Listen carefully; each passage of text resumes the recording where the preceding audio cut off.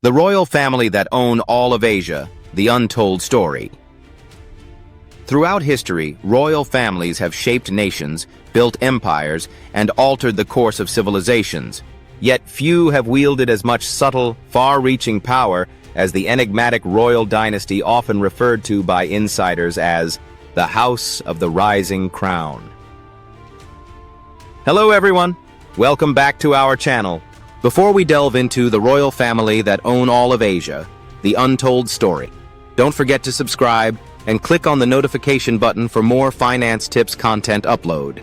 Their story, cloaked in secrecy and blurred by myth, involves vast land ownership, geopolitical influence, and economic control that stretches across Asia. This is the untold story of a family whose influence transcends borders, whose wealth dwarfs tech billionaires, and whose legacy shapes the modern East. 1. Origins in the shadows of empire. Long before the rise of Western colonial powers, a powerful dynasty was quietly consolidating influence in the East. Rooted in ancient bloodlines connected to the imperial courts of Persia, India, and China, this royal family traced its heritage to multiple thrones. Historical manuscripts suggest their influence began in the 7th century, spreading as strategic marriages connected dynasties from the Ottoman Empire to the Qing dynasty. The consolidation of power was no accident. By embedding themselves into religious, cultural, and political structures of empires across Asia, the family developed a decentralized form of control.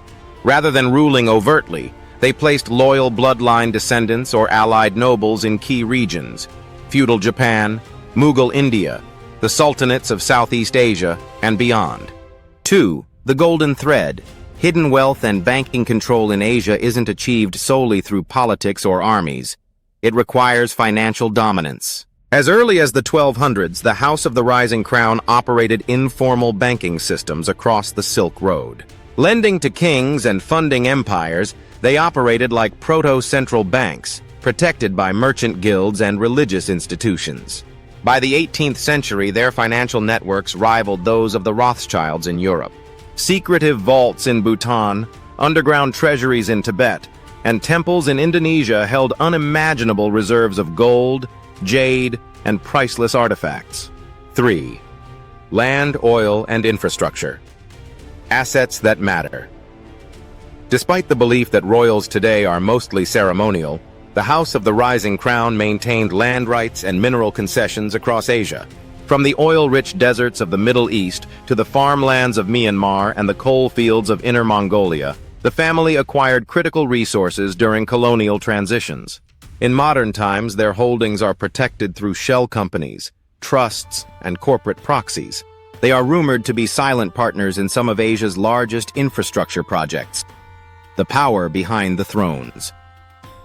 Though not always kings or queens themselves, the family has placed spouses, advisors, and business partners close to nearly every significant Asian head of state. Their influence isn't democratic or dictatorial, it's dynastic.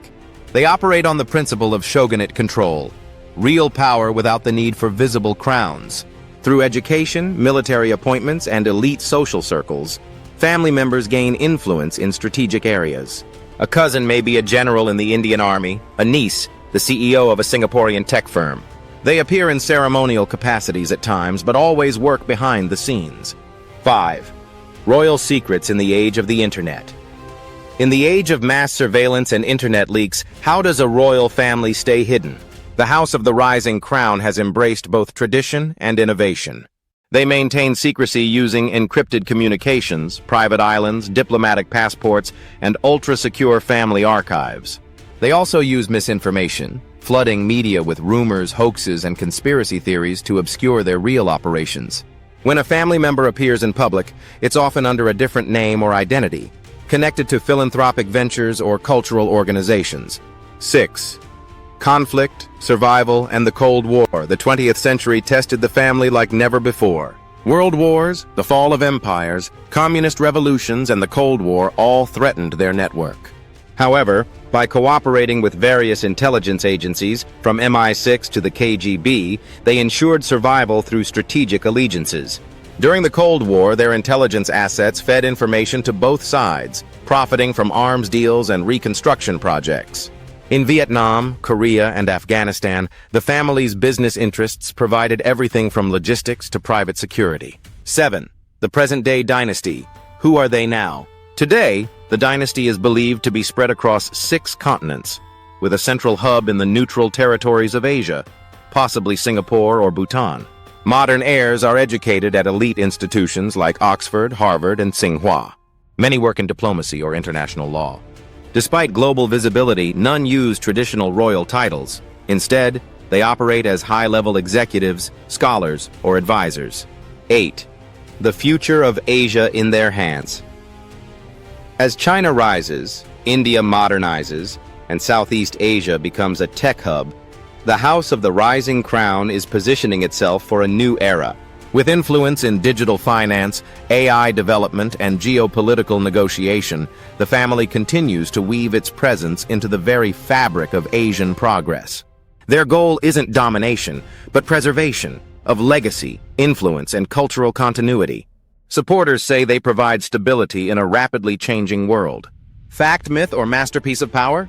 The story of the royal family that owns all of Asia may seem too vast to be real, an interwoven epic of wealth, wisdom, and war. If you enjoyed this deep dive, don't forget to hit that like button, drop your thoughts in the comments, and subscribe for more faceless videos that reveal what textbooks won't. Until next time, stay curious and stay informed.